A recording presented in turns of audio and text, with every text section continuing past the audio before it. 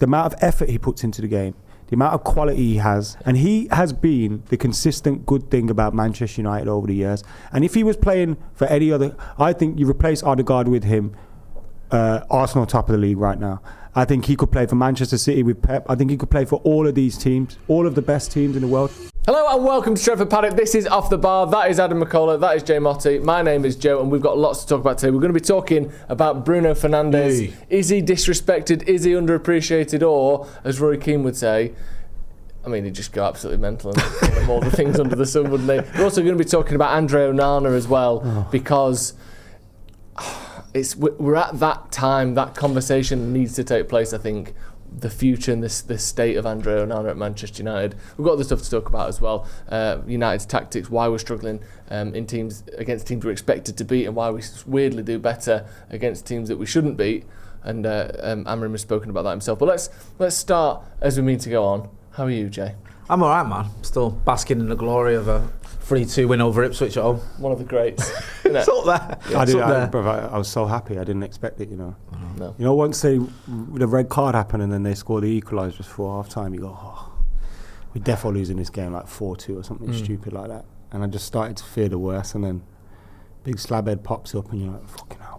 I know obviously it was just but it almost felt like that just came out of nowhere, that goal. Like, and then we didn't do anything again afterwards. I thought we did deserve it though in the second half. Yeah, probably. We limited them nicely. We stopped them from doing stuff, didn't we? And like, you look at the goals that we conceded, like, it's really, I know we're going to talk, it's just really sloppy goals to concede. I do feel sorry for Paddy Dorgu though.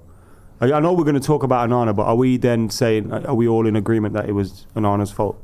Is that why we're all talking about it? I personally think the first goal was more Dorgu than Onana. Nah, you know what it is? You may be right. Let's start by talking about Onana then. We'll get to Bruno. Let's carry on. I just think like what Paddy Dorgu's done is he saw the ball come over, yeah. He saw the keeper coming, but he's probably thought the keeper's going to stop because it's a sensible thing to do when your defender's got it under control. And then he's like played a pass while looking at the ball. He's looked up and he's gone, fuck, he's here, he's not. I think he thought Onana was going to stop once he's realised that Dorgu's got it under control. Like, that's what I think happened, because he's always got his eyes on the ball as it comes down. Yeah. And he would have seen Onana coming. That's why he's played that pass to like the penalty spot, wasn't it? Yeah, he just knocked it inside very but like little. I think that's Onana's fault. You don't need to come out. But if at that point, you don't need to come out. Okay, what's he going to do? Swipe out fucking Dorgu and take the ball? Catch the ball.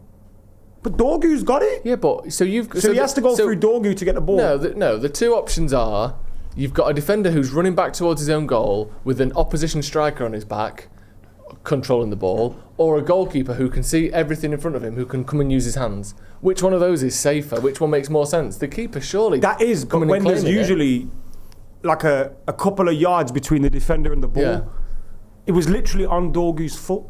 Yeah, you don't need to come there. But I just and you might be right about that. I do think that he looked up. Onana hadn't started moving yet, and he was a bit indecisive, which I think tricked Dorgu into thinking he might not come all the way. He might not come to claim it.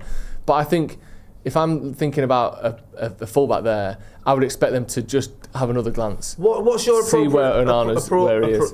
Appropriation of blame? Because I was chatting to Ronnie earlier. He said you two were discussing on the watch along. Yeah, I was discussing it on the news this morning. Yeah, I sort of said, if I'm going to say who's at fault, I'd put it probably more to Dorgu than Onana. Yeah, I think I said 70-30. I think they're both at fault. Yeah, definitely. But I feel like I'm leaning towards Dorgu's probably the one. There's not one instance where Onana should be there. What? I'm not saying he's blameless. It's why I still think that.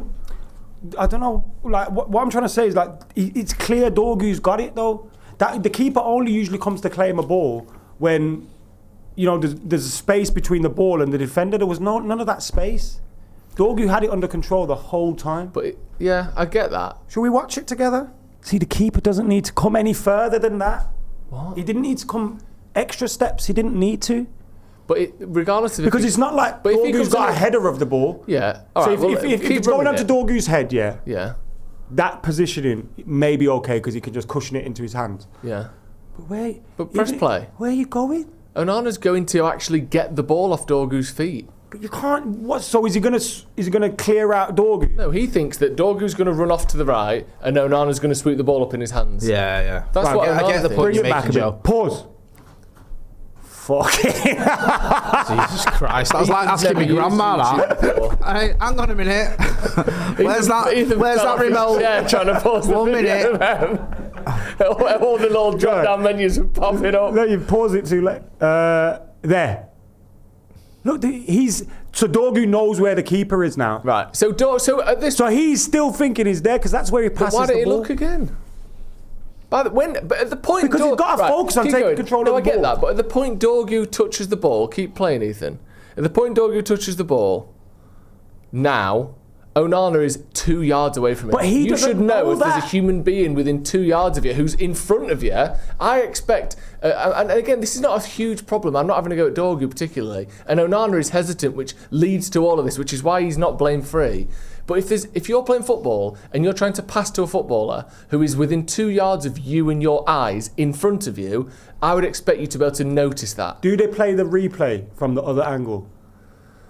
Because there's a replay where it kind of cleared it up for me because Dorgu's eyes are on the ball. I know they're on the ball, but that's, be aware of what's around you then. The keeper should be on the penalty spot. Yeah. He shouldn't be where he look, always on the ball. Yes, but that's an issue. That's not Onana's fault. But he's got to control it, so he can't go. No, but it's a split second. Once you take your eye off the ball, you're fucked. I just feel like Onana's done him a mischief there. Yeah, I agree. He has. Onana's not helped him, but I don't think, therefore, kicking the ball away from him doesn't need to when be he's that there. close. But he's coming to claim I've the never ball. seen an instance like that. No, you have. What? Where a goalie comes out to claim a high yes, ball. but not when a player's on the ball. That's what I'm trying to say. Dorgu's on the ball. Do you know what it reminded me of? His first touch is that. No, but that's because he thinks the keeper's on the penalty spot where he should be. Do you know what it reminded me of? Rio and Van der Sar at Portsmouth. Do you remember that? Yeah, I'm going 70. I'm sticking with my 70-30. I agree with you. For Onana. For Dorgu. I think as a defender, you've got to look up there. Onana's not helped him. He hasn't. I'm not disputing that, but I still think there's a bit more culpability for Dorgu. I think he's looked early and then not looked again, and he should have looked again. Maybe I'm wrong then. No, that's fine. I might be wrong in it, but I just felt like it was. And I will say this. I know you're not guilty of it. Everyone agrees with you, right? But it would be a completely different conversation if that was Harry Maguire or Diogo Dalot. Yeah, fucking done that. Maybe because everyone hates him. Or Anthony. Oh, if it's Anthony, I'd want him dead. But exactly. So, but regardless of that, a lot of people, most people, I would say, do you know one thing people blame that I will say as well is you can sense it, you can see it anyway. And I'm not saying that, again, I've said I think Dorgu's more at fault there. There is a nervousness around Onana now. Massively. With all the defenders. And what is his plan there to boot the ball? I think he's coming to pick it up. Yeah. But let's not go back into it. But he's close to the edge of the box. You try and pick that up there. He's potentially sliding out. No, I think he's just going to come, pick it up with his hands, bring it to his chest. That's what I think he's going on. Anyway, let's talk wider about Onana. This is a sort of a microcosm of the larger feeling around him at the minute, isn't it? And even after that, there was a few moments. Well, the second goal was all his fault. It's not like Onana's incredible, he can do no wrong. He lets the ball go across his whole body, doesn't react quickly enough when he realises Delap isn't going to hit it, and then it just sort of trickles in. I've just remembered the goal. Oh, my fuck. It was a cross. Yeah. Where are we up to with Onana? Where I am with Maguire. So I like both of them in that they work hard, they say the right things, they seem to have a good mentality, they seem to want to fight for their position at the club. Yeah. And that should always be a bare minimum, right? And I think they have those traits. I quite admire his confidence and when he talks, and like we spoke to him in the summer and he was like, watch this, I'm going to keep playing how I'm playing, like it's going to be fine. I like that. But one of the things with both of them is they could have a great run of, I know they haven't, well, Maguire may have, but I know Onana hasn't this year, but they could have a run of 5 good games, 10 good games, but there's always going to be a big rick in there. There's always going to be a big mistake in there. And ultimately, I don't think we can, I think there will eventually be a liability at some point. And if we're fighting for whatever, top 4, Europa League, whatever you want to say, it's going to cost us at some point. It's like David De Gea in his final season. He won the Golden Glove. He made some great saves. But ultimately, he cost us so many games in Europe, in the cup final, and it got to a point where you got the bad's outweighing the good here. Do you know what I mean? And I think that's where I am with Andre Onana. I just done. What are you thinking? Are you done with him? The reason I got to the point where I thought De Gea was probably need to move on is when it got comical. Remember the Sevilla game where it was almost laughable what he did? And I feel like it's getting comical now with Onana. It's just looking at it, it's embarrassing. And I feel for him because you're in a difficult position as a goalkeeper because there isn't another alternative. Even Bayern Day is not an alternative because he's injured and also he's not exactly covered himself in glory every time he's stepped up. And I know that the other options are children who aren't going to get picked to start for Manchester United in goal. Let's have it right. No. So he's stuck a little bit. The manager that brought him in is no longer here. You can probably see Ruben Amorim. He's picking him through gritted teeth. The crowd on his back, to a certain degree, I'm not saying the booing or anything like that, but you can just sense there's a nervousness there around him. He's had a merry-go-round of defenders in front of him, who all seem to have lost faith in him and all seem nervous around him, which, again, is partly his responsibility, obviously. Talk about De Gea, there was an element of that. Yeah, you can sense it. Yeah, you can sense. Dorgu yesterday. So just after, sorry, Jay. No, please. Just after that happened. Yeah. There's a chance for Dorgu, and it comes over, and he goes to head it towards Onana, and then he thinks, "Oh fuck," and he just boots it out from. Yeah. That's a good example. That's happening. You start seeing things like that. Yeah. And I've seen people do that with Maguire, where they go, actually, I'll pass it the other way. Yeah. It's to me, it's getting unsustainable. The only sort of, if you can call it a saving grace with Onana, is I think if the manager was looking at other options, I think it might be further down the pecking order because we know we need strengthening. We need a striker. We know we ain't got much money. There's talk of him being mad keen on Giovanni Kenda. That's going to cost money. Yeah. So can he afford to go out and buy a goalkeeper as well as the other things he wants to do? He's going to be our number one next season. Do you know what I mean? I think it will be. I think you're probably right, Macca. He'll slip through the net. He's not done. Me and you sat here, right? It's been such a roller coaster with Onana. We sat here in the summer and we said, look, he's had an okay first season. Was shocking in the Champions League. Did all right in the league. Yeah. He needs to have a good season this season. He needs to progress. Macca spoke to him in pre-season, full of confidence. Sort of very self-aware. But you sort of bought into what he was saying. Look, I'm ready to do all this. I'm ready to kick on. I thought, right, and we thought we were seeing that. Again, we did a video. We were saying he was playing as well as anyone in the league at one point. It sounds crazy to say that now, but he was. Up until the start of December, he started this season really well. He did, and he ended last season pretty well. Exactly, as well. And then the last 4 or 5 weeks in particular. Yeah. He's fallen off a cliff. It's been since mid-December. Do you know when we lost all those games when Amorim came in? Yeah. Since then, he's like you said, he's just completely lost everything. And you're even someone like you tries to see the positives and stick up with him. Even you, there's got to some points where you can't defend some of them. I mean, there was the Forest game, the Spurs game, the Ipswich game. I mean, there's so many now that are racking up. Every time the ball goes near him, you think, there's a chance he fucks this up. Yeah. Every single time. And obviously he doesn't every time. But it doesn't matter, if it's a shot on target, he might just palm it back into the middle. If it's something like that where he has to kind of judge when to go and when not to, at best he looks nervous and timid, and at worst he's helping his teammates mess up, or he'll just get it completely wrong. He also, as I've said so many times on the channel, so I'll repeat it, but I'll keep it brief. He does this thing where he just predicts what he's going to do. I've said it so many times. He either goes a second early and looks like an idiot, or he goes a second early and you think, how's he got there? That was their second goal. He kind of shifts one side. And he's always trying to predict, because I don't think he trusts his own reactions. I don't know if that's something he's weak at, whether, I guess goalkeepers do tests. I actually think it's a sign of good keepers keep their feet moving in it. So if the ball's switching across, you've got to go across the other side of the goal. There's nothing wrong with that generally. But then it's when it becomes the hesitancy. That's what I mean. He is hesitant. You're moving, but you're also do I go forward, back? He doesn't. You don't feel like he's certain. And that's probably a lack of confidence. I know he speaks as though he's confident, and in interviews he seems quite have a strong personality, and he talks about getting through it, and it's hard, but I'm the guy to get through it. So he obviously backs himself, but I don't think he's confident right now, and he's playing like he's not. Mm-hmm. And if every single season we have a 3-month spell where Andre Onana is not confident, and it's costing us, 30% of the goals we conceded because he's got something a bit wrong or really wrong, you can't sustain that. Well, he nearly chucked us into a relegation battle. Yeah.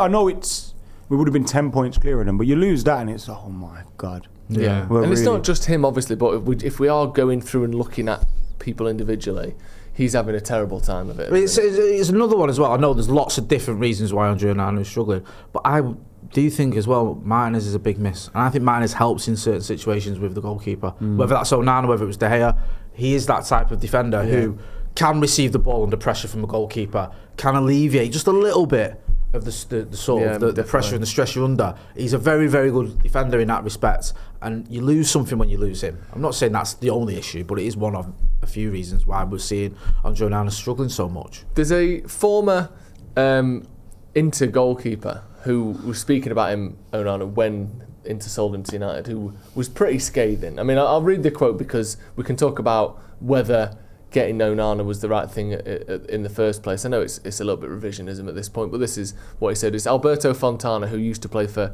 Inter Milan. He said, and it's almost like mad how harsh he is with this. He said, I couldn't stand Andre Onana. That already is too much, I think. You think he's a Man United fan? I don't know. He said, a lot of smoke, a lot of somersaults. I played that role for many years, and I know when you want to make something seem difficult that in reality is not. The classic saved for photographers. I've always not been a fan of Onana, and I can't explain how he's at this level. 50 million for him, come on, I wouldn't take him for free. He said he's a goalkeeper who is unpopular with his teammates. I mean, this is personal and harsh, isn't it? He's unpopular with his teammates because he always seeks applause for himself. For me, it's truly inexplicable. So well done for Inter for selling him. I don't think Man United are enthusiastic about him. Let's get it right. He was incredible for Inter Milan. And that one season he had where he was like best goalkeeping. But that's the one thing with it. He had one great season, and we bought him off the back of that. Like, it's recruitment issues again. Yeah. There wasn't we didn't have a plan to replace David De Gea, even though we knew we had to replace him ages ago. Like, we let his contract run down. Yeah. So we had at least probably 18 months where we thought, are we going to offer him a new one, yes or no? So for 18 months, we will have known that it's an option that De Gea leaves. And then and it's always like, then you buy like who's hot at the moment. Yeah. That's not always the best signing. No. Like, there could be a keeper that just had a decent season that year, but generally he's a much better goalkeeper. I think again it's just poor recruitment and just going, oh, he's been good this year, get him. Yeah. We've always struggled though.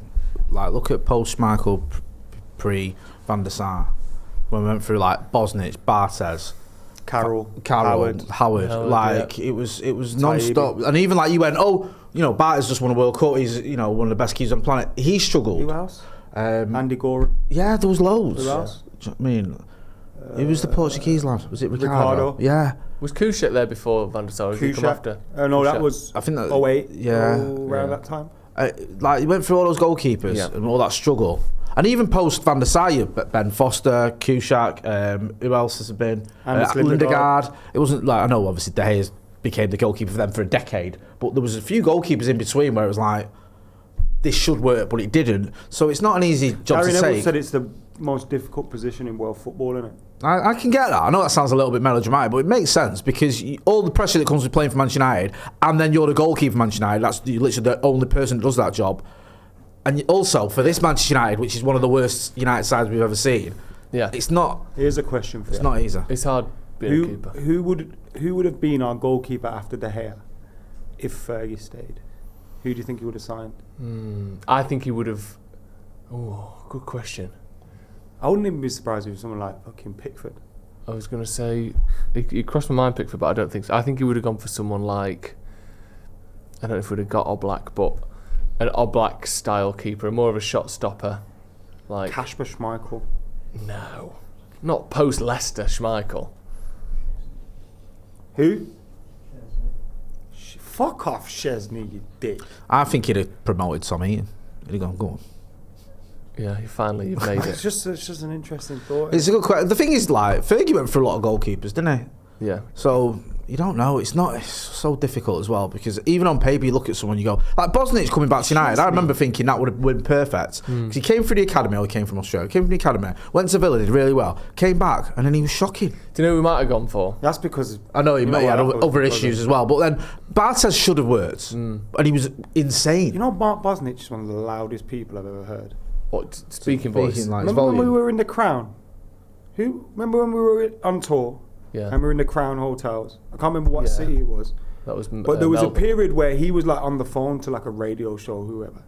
But he was like a good 200 yards away from us, and I could fucking hear him. Yeah. He's just loud. That's what you need. Is that when just Aussies? Commanding a back four. Aussies are pretty like. Yeah, there's a little volume to him. There's a little volume to there's an Australian guy in Subway that I had a Subway for lunch today. Yeah. And my God, did he want a lot of salad on that sandwich? Really? and did we all know about it? Seriously. More tomatoes. Honestly, kept saying it. Yeah. And this sandwich was like piled up. She couldn't fold it. Really? There's that much stuff on it. Unbelievable. 3 sauces he had. Didn't even know he could do that. Keep going. Don't stop there. Keep going. Another line of cucumbers. Another one. Cukies. Don't stop. Just put the sauce on it. Fucking drenched. Dripping down the front of the counter. I don't get what people's... Like, I saw someone the other day... Are we still talking about Subway? No, it's similar to what just you're talking about. I saw a fella the other day and he was like, this is the biggest bacon sandwich in the world or whatever. Oh, yeah. And he was like, you can't fucking eat that though, can you? No. It's just 100 pieces of bacon with 2 slices of bread and you're holding it. Yeah. Because as soon as this picture's taken, you're going to have to deconstruct it. Yeah. You're taking out 98 slices everyone of bacon. wants to make everything massive. Have you seen when you go to them places and you get a burger and there's all this cheese running down? When they're lifting like a little and then you squeeze it and then cheese now goes everywhere. And now the burger's coming out and now fucking I'm biting the burger but now I've only got half a fucking bun on the top. I got a full one on the bottom. My wrist is covered in cheese. What is the infatuation with just getting yourself into a mess? Sexy, innit? Do you know what I hate as well on Instagram? Do you know it's like, we're tasting the best and then you've dipping the thing into the sauce and the sauce is like overflowing the side, like going down the hand and like we're dipping a burger into some sauce and it's just going everywhere. Don't let it drip everywhere. What are you doing? Why is it smashing it into everywhere? the sauce? Fucking hell. So Onana. Do you see a way that he turns it around? He eats messy burgers. So that's why he's got the gloves on. He loves a burger like that. And it just adds to the stickiness of his gloves, doesn't it? You've got a little teriyaki sauce on there. Yeah. The big wide. Accidentally misses his mouth. Yeah. He pokes himself in the eye. Can you see a way that he turns it around? Not obviously. You said he might. Yes, because he's got the. He seems to have a little bit of a backbone about him, and he seems to have a little bit of. I'm gonna fight. I imagine if they went to him in the summer, you're leaving, he'd go, no, I'm not. I'm fighting for this. That's part of the course that, you know. Do you know what I mean? He'd go, I'm actually going to stick around and try and fight. Yeah.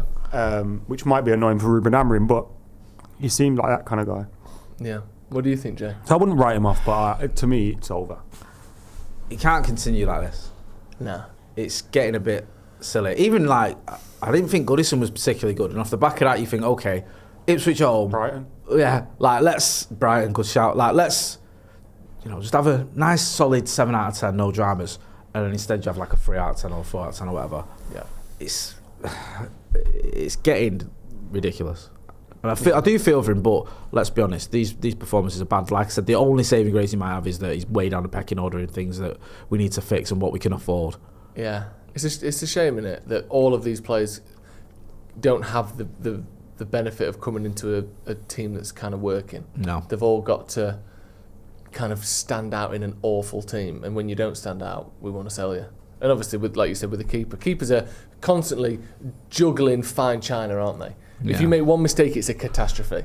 Whereas if you're a striker... If you're Højlund, you get away with it. Yeah, and obviously I don't think Højlund is sort of fully getting away with it. A lot of people... I think a lot of people... If you have 8 bad games as a striker where you miss touches or you put up a shot wide or whatever, that's, you can still have a very good season. If you have 8 really bad games as a keeper, that's a terrible season. What I hate, though, is the revisionism on letting De Gea go. Like that, just because the replacement might not have been the right choice, it doesn't mean the decision to let De Gea go was the wrong choice. Could be more true if you tried. It's so true that. He had to go, man. I remember being at that cup final and just seeing, and I remembered who I was with as well. I was with Abdullah. That's who I was with. I remember, and I thought it was you. Yeah. And we saw it, and we were like, "Fuck, he's done." Yeah.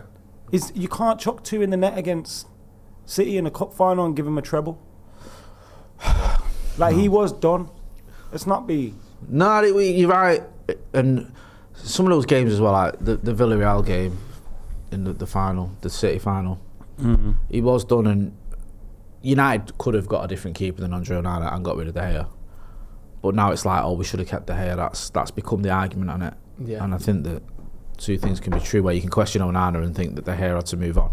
Yeah. It's like you've meal arrives and it's got a hair in it, so you send it back, and the next one's got a hair. You think I should have kept the first one. Well, no, that still had the hair in it. You just you wish the second one didn't. It's a shame. And you still have to send that one back. You do have to, probably.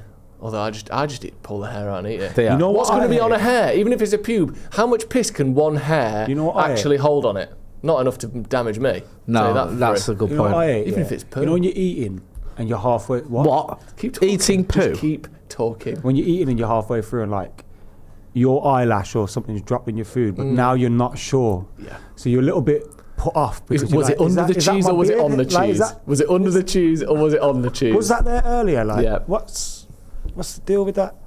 But then you just kind of block it out mentally. Yeah. But again, though, it's just a bit of hair. I'm not bothered, man. No, I don't care. Oh, I am. Nah, it's a manner. Yeah. I'm a hairy man, but it can't go in my mouth. No, fair enough. Let's move on. Let's talk about Bruno Fernandes, because he's simultaneously one of the most loved and one of the most hated players at Manchester United, I would say. Yeah. He definitely gets a lot of love. I feel as though in the last couple of months, when United have been just the worst we've been, I think Bruno's probably been, actually not probably, I think Bruno's been our best player this season. And I think to a lot of people, that's kind of illuminated how much of a consistent player he has been since he arrived at United, and how much that contrasts with the other kind of big names that we've had. Rashford's been up and down. Casemiro came in and dropped off immediately. You know, we've had so many people that were meant to be great. Sancho never even did it. Bruno actually has come in and done the things that we wanted him to. And yet, because he's sort of the face of the club, he gets so much criticism. I mean, let's start with this Roy Keane thing. So I think we've got the clip. I think we'll play some of the clip now for anyone who hasn't seen it. This is Roy Keane talking, shouting with Ian Wright on the overlap.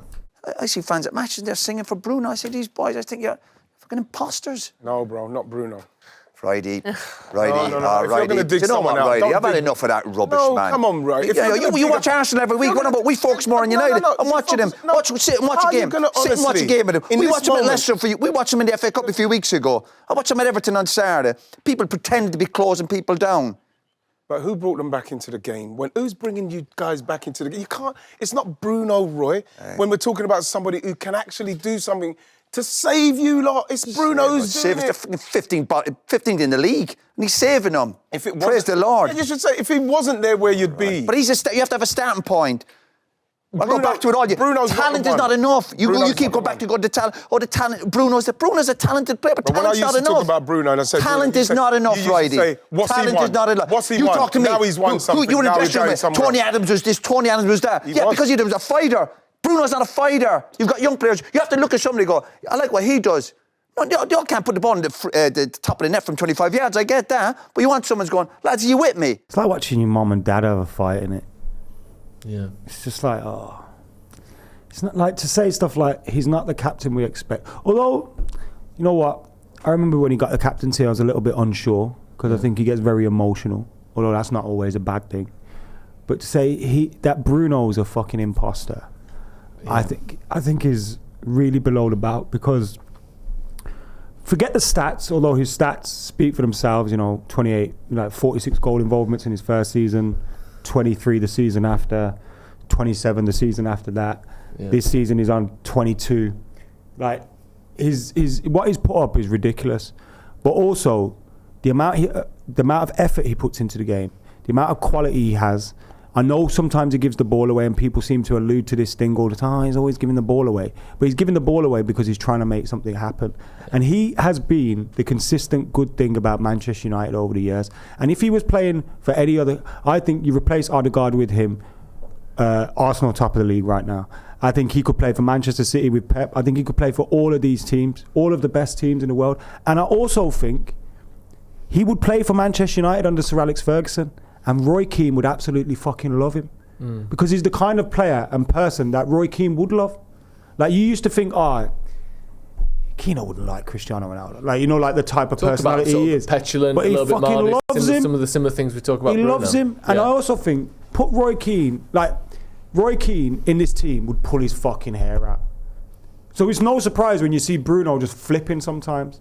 And for me, Roy Keane, I know my dad and Jay and all that will argue Brian Robson, but he's United's greatest captain. He's in Manchester United's greatest all-time 11, and he's one hell of a player. One of my favourites. So I'm not trying to take anything of that away from him when I say this. He played for a completely different football club. He played for a Sir Alex Ferguson team. Sir Alex Ferguson set the culture at Manchester United, which was one of working hard. If you win a trophy, celebrate it for a day, and now we need to win the next one. He set the culture. He protected his players. He demanded everything out of the club around him. Only for the last, like during Keane's period of time, he never had to deal with the Glazers. Like he had everything perfect for him, and he had the perfect environment for him to succeed. Bruno Fernandes, on the other hand, has the worst environment for him to succeed in, and he is still putting up numbers. And if he left at any point, which I wouldn't begrudge him leaving, he's going to a club that's winning trophies because he's that kind of he's phenomenal, Bruno Fernandes. And I just think I agree with Rio. I think he's disrespected, and it was disappointing to see Roy Keane go after him because there's so many other players you could go after. Yeah, like there's so many, and I know Roy Keane's probably just disappointed, annoyed at where Manchester United are, and maybe he feels like people are making excuses for Bruno sometimes, and they go, like, you know, but it's not. No. He's just been one constant, and it is. And people will point out bad games or mistakes he's made. That's not the point I'm trying to make here. Bruno Fernandes is fucking class. Yeah, I completely agree. I think the reason why Roy Keane is talking about Bruno Fernandes personally and in particular is because Bruno Fernandes is probably the only player at the club that you can even compare to the teams of the past and the players of the past without looking like an idiot. Like if you wanted to, you know, I don't want to name names, but if you pick basically anyone in that squad now at random, the idea that they would ever be in a Sir Alex team or in a team that's successful would be almost laughable, a lot of them. So Bruno Fernandes puts himself above that to the point where he is a lightning rod for all of that criticism, where you're not good at play. We talk about him because he's the only one that's even remotely comparable to the success of years gone by. I think Rashford had that as well. When you score 30 goals, now all of a sudden you can be compared to Van Persie, you can be compared to a Rooney or a Ronaldo who did that same thing. And then obviously Rashford's form dipped so much, but he was comparable at his best to some of those players of the past. Bruno's the same, so he gets all the stick because he's the face of the club, the only one who's actually good enough to be worthy of these kind of arguments. No one's getting this worked up. No one's screaming at each other about Anthony or about, you know, a player that is just not really good enough for Man United, and that's what Bruno's playing with. And it's the timing of this that I found a little bit odd. I get we're struggling, but I just think Bruno's been better the last few weeks. I thought he had a bit. There was a point earlier in the season where I thought Bruno was having a bad season overall. I think he's having probably more bad games than good, but I don't think he has been lately. And even Everton, didn't he score and get an assist? Didn't he score a free kick? And was he? I can't remember. He set up your guy, but I thought he had a good game. And it just seems like now you're sort of turning on him. And it makes laugh because I agree with what Mac was saying. Like Bruno Fernandes, we've had this ever since he arrived. People, me and you, Joe, sat years ago, like in 2021. And there was people arguing that Donny van der Beek should start over Bruno. Like, genuinely, not messing about, going, Bruno's the issue, actually. People look at goals and assists, he's just start padding. I thought, what are you talking about? He's the only player we've got who's actually, maybe him and Pogba when they were both on it, who look genuinely world class. And now he's in a team that's dysfunctional. He's got a merry-go-round in midfield. He's had Collier next to him. He's had Casemiro, whose legs are going next to him. He's had Yagaya next to him. He's had Mainoo when he's been fit next to him. And he's always expected to perform. He's been handed the captain's armband, and it's like, right, you're the captain now. You've got to lead this team.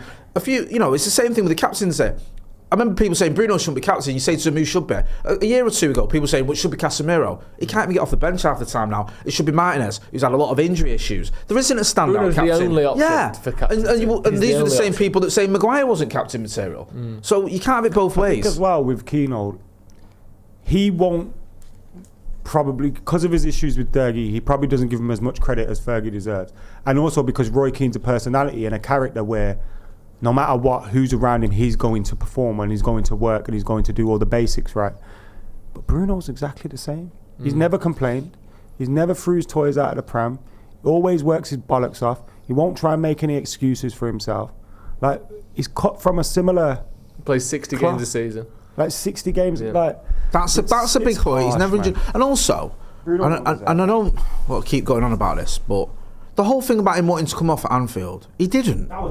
He didn't. He didn't ask to come off at Anfield. He never wanted to come off at Anfield when we lost 7-0. And that was just a myth that Gary Neville got wrong. I don't think he ever apologised for it. Bruno Fernandes literally wanted to know where he had to move when we were making subs, because he always gets moved around. He's played for United as like a false 9. He's played on the right wing, on the left wing. He's played as a 6. He's played as an 8. He's played as a 10. Do you know what I mean? Any time we make a change, he gets moved, especially under Erik ten Hag. And he was asking where am I going, and people saying, Gary Neville said, he wanted to come off, and then people jumped on it. Just not true. Didn't he play centre back against Liverpool? Sorry, yeah, centre back. Well. He's played everywhere. Yeah. So I mean, like, he's played everywhere. He plays almost every minute of every single game. He leads the stats for us constantly in goals and assists, or he's there or thereabouts. Even when, like, Rashford, I think, when he had the season where he was top scorer, Bruno's not far behind him. And yet he's the one you're looking at and going, he's the issue. Now, you can say he can be more consistent, he can do a bit more, whatever, but to act like he's the problems at Manchester United or he's the root of the problem, it's just nonsense. It's just nonsense. Why have we got someone who's on 375k a week who can't even get off the bench? Why have we got so many players who are just injured all the time? I know it's not necessarily their fault, but Bruno's never injured. Mason Mount, I've never seen play, and he costs more than Bruno. If we had 11 Brunos, we'd have won the league by now. I agree. I think you're right. And I think that I'm with you, Macca. I love Roy Keane, probably my favourite ever United player. And I get that he's got these standards and all the rest of it, but it does sadden me a little bit when the only one who I think is talking sense about Bruno Fernandes is Ian Wright. Yeah. And that's no disrespect to Wright, but he's not an ex-United player. And we're pretty desperate to have something to rally around. I think Bruno is the perfect thing to rally around. Like, obviously, he's not. He is himself isn't a perfect person, player, whatever. He makes mistakes, all that. But there's no one else in this team that over the last 4 years has been at least decent every single season, and anywhere between decent and world class for pretty much every game of every season. Everyone else has been awful for bits, alright for bits, shocking, or just terrible throughout. Bruno's been consistently good, if not very good, the entire time that we've been like this. I feel sorry for him. I wouldn't be surprised if Keane regrets that, you know. Do you reckon? He clearly got pissed off. Maybe going too hard in it. Yeah. He lost his head. You know what it is? When he's giving an opinion, he's always got right. He's going, you know, and that must be, fuck off. Like, I think he is. That happens. No, it's a good point. And sometimes you do that to me. I'll just say something back. We've seen it. We've done it before. Yeah. No, it is a bit sad to see, to be honest with you. And I think he'd love Bruno, you know. Yeah. And I think if he saw what was going on at the club and inside the dressing room and that, he'd give him fucking million times more credit. He's been the only good thing about it like, how many successful signings have we had post Alex Ferguson? You can actually go 100% that was a good signing. One.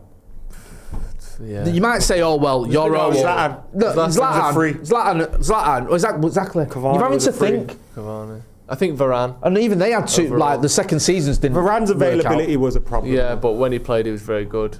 And Herrera was a decent signing.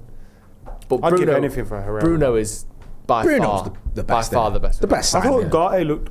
I'm not adding that to that conversation, but I just mean because we're talking about Herrera. Do you remember when like Bruno's first season, where you had like, I think Herrera was there, you had Pogba was there, there was a midfield there. I think Matic was there. Like, you had a midfield there. At the minute, our midfield is just changes constantly. It's so dysfunctional, and he's got to sort of hold it all together. I mean, I feel for him, man. Imagine what Roy Keane would say if he was part. Remember the video he did for MUTV that made more or less was the excuse he used to sack him. Imagine what he'd say in that video now. Well, yeah. And it wouldn't be Bruno. And he isn't in a team full of Rio Ferdinands and Wayne Rooney's anymore. Do you know what I mean?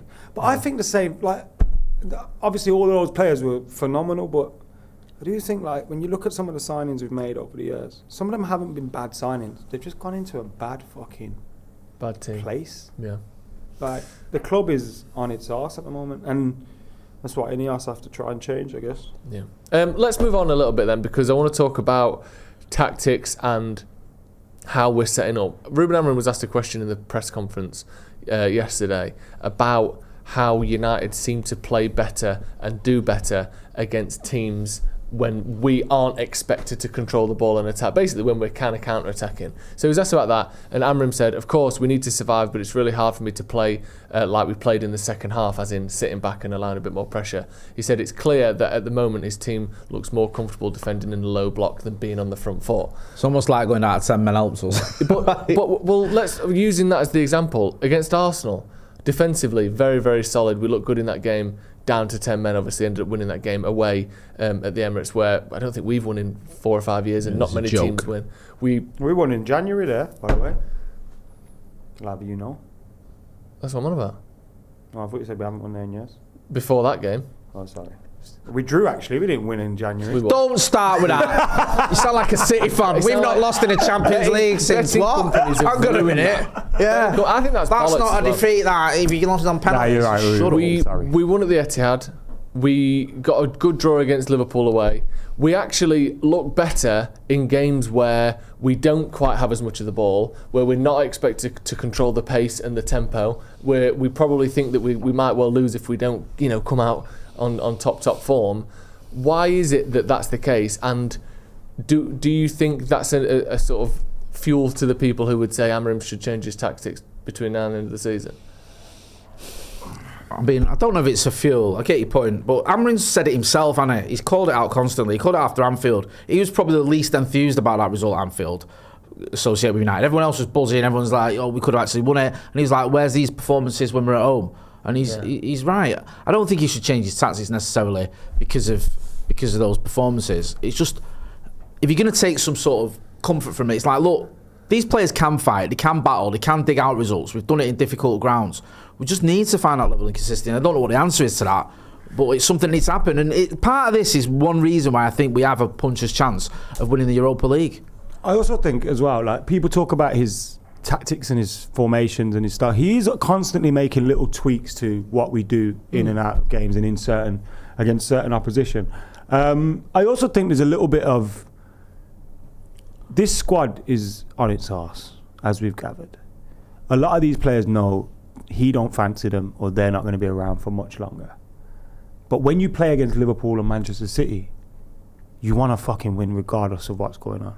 Like, it's like when we were fucking dominating, we'd occasionally lose to City and Liverpool and be like, what would happen? Danny Murphy comes and scores like, oh God, don't what the fuck's going on? Again, Danny Murphy again, 1-0, what? Jesus, it's like, but they were crap and they beat us. Yeah. That's what we are, and that's why we're probably a good cup team over the last 10 years, because in the big games we try and pick it up and pick the levels up and everyone goes together, but it's about getting the team to do it. Also, if the fitness levels aren't there, you can't do it every game. What, pressing high or sitting back? Just play the football that he wants. No. He wants very athletic players. Yeah. And I don't think it's there. And you look at the squad from back to front. This is why I feel like we can't go in hard on him. We've stripped a lot of players on big wages out of the club over the last 2 years. You look at the squad that's left now, from back to front, Onana, De Ligt, Maguire. I actually don't think the centre-backs are a huge issue. I think our centre-backs are pretty good, But yeah, I do think he would prefer someone else other than Maguire. And maybe De Ligt. Like, I like De Ligt. I think De Ligt can do this system. But in terms of the athleticism that he wants, they probably don't have that. Maybe one of them can sit in the middle, and I think that's De Ligt. But he'd probably want another centre-back in there. But you look at Lenny Yoro, Licha, all that decent selection of centre-backs within reason. Maybe you need another one. Then you look at the midfield, outside of Ugarte, who's been injured recently, there's no one there. You're having to drop Bruno deep to play in there. Yeah. So you need a whole new midfield. Casemiro, Eriksen are all going to leave. Collier's, it's refreshing to see him play and stuff, but we don't really know if he's good enough yet or not.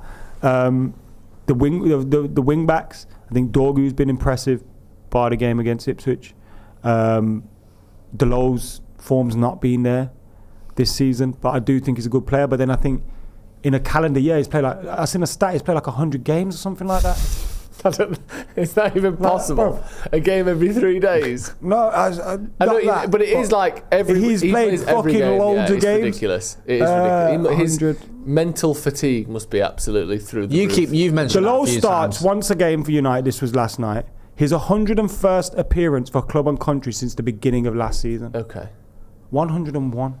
Yes, that is ludicrous. He's played 8,378 minutes in that time, equaling just over 93 full games. Yeah, crazy. Too much. His hamstrings are pulled pork, bro.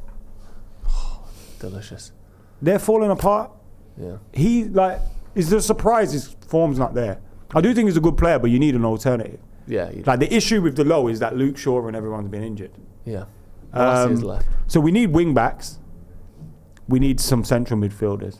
We've gathered that. We need a goalkeeper. And then you look at the front three and you go, outside of Ahmad, there's no guarantees. No. There's not one guarantee. So you need a whole selection up there. Like, do you know what I mean? Like, yeah.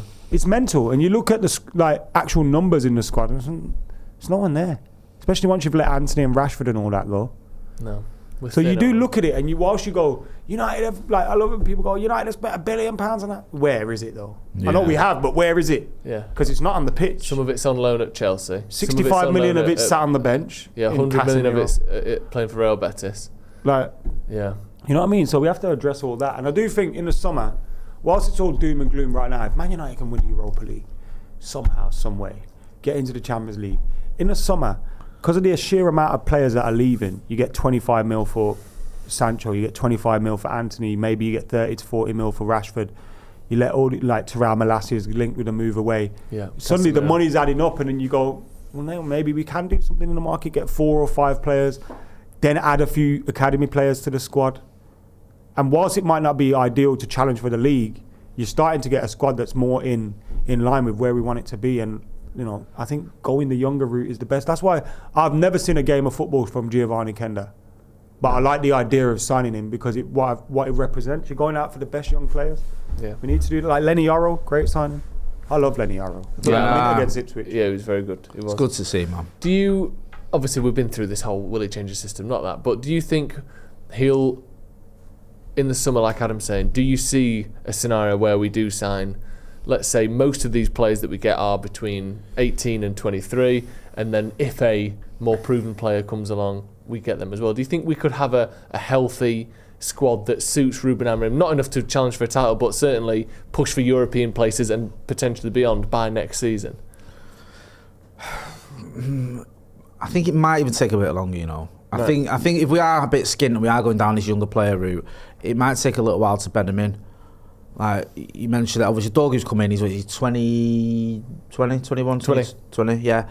Young player, I know he didn't have a great game against Ipswich, but you can see why he's been brought into this team. There's a quality there. If you get someone like Kenda, he's another good player. It might take a season or two for these players to really start shining. So we've had players that have come into Manchester United teams and who at first have been okay, and this has been successful United teams, and then the second and third season they've kicked on, and it might end up happening with some of these players. You look at as well, we brought in Aiden Heaven, we brought in Cheeto, these are young, Kone. Diego Leon. Yeah, Diego Leon, Kone. These are all players for the future. So you're going to have to wait for them. We've got some very, it's all doom and gloom at the moment, and I don't understand why. We're in 14th. I'm not trying to pretend that we're not, and it's not been a dreadful season, which it has been. But you look around and you have got some very good young talent there. 100%. Kobe Mano, Lenny Yarrow, Paddy Dorgu looks decent so far. Cheeto Obi's just been bought. Joshua Xerxes, the dog's bollocks. Like, Amad Diallo is there. Amazing. Like, there's a nucleus there of players that you can hopefully build around. Joshua Xerxes is fucking good, isn't it? We'll get to that. I think there's another video coming out about that with you two. But this is it. You've got to give him time. Bringing in these young players, I get it. The one area I don't want to see another youngster coming in, though, is up front. I feel like you've got to get a striker in with some sort of experience. Because I understand Maka loves Xerxes, he ain't a striker. Hoyland's fallen off a cliff. Cheeto looks like he's got a great future ahead of him, but I don't think he'll be next season where he's banging in 20 goals for United. I hope I'm wrong. It'll be this season. Yeah, this season. He's only just turned 17. Yeah, I think you need a striker with a bit of pedigree to come in. That's the one area where I wouldn't be looking at youngsters. I'd be looking at someone who's got a bit of experience, who's got 100 goals, whatever, under the belt. Because at the minute we are woeful in attack in terms of goals. It's like, where did our goals come from against Ipswich? An own goal and our 2 centre backs. Against Everton, it was Ugarte and Bruno. Should start getting a mural up for our fucking set piece coach. Like them fucking dicks. I'm glad I don't know what their name is. I'm glad I don't know what the set piece coach is. Did they go to him on the telly? No. Because I hate no one knows that we use it. We haven't got one, have we? No, we probably have. It was Casemiro. Yeah, Casemiro is the set piece coach. What do you think? What? In terms of signings and stuff, how long? What? Yeah. But if you meant the set piece Cole Palmer style, what? Like, in terms of signings and stuff, how far do you think we are away? Do you think that he needs to carry on doing what he's doing in terms of bringing in younger players? I know he's hardly brought in anyone, but what do you think the step forwards are? Same question you asked me to you. What? Yeah. It's always closer than you think. For the 4 right players coming in will make us immediately way better. Like, if we get it right and we get some quality players who can actually do something, we'll get a lot better very quickly. Like, no offence to teams like Brighton and Bournemouth, and they are good and they've probably got better squads than us right now, but we're not that far behind them that buying some good players wouldn't let us catch them. Do you know what I mean? They're all right, but they're not incredible. So Yeah, if we get it right, next season we can definitely be looking for the kind of Europa Conference and above level. I just think, will we get it right? That's the question. We've got this is the issue, isn't it? Right. Yeah. We can't allow ourselves to become one of these teams where it is about just mid-tableness. No, can't do more than that. Mid-table. One season of that is bad enough, but if it starts becoming the norm, has to be Europe and above. My God, we'll see. United's expectations every season. It's got to be. Otherwise, right. Thank you very much for joining us. This has been Off the Bar. Get your thoughts in the comments below. Thanks, Jay. Thanks, Adam. Thank you for joining us. Thanks, Joe. Yeah, well done, Joe. What? Cheers, smashed it. What?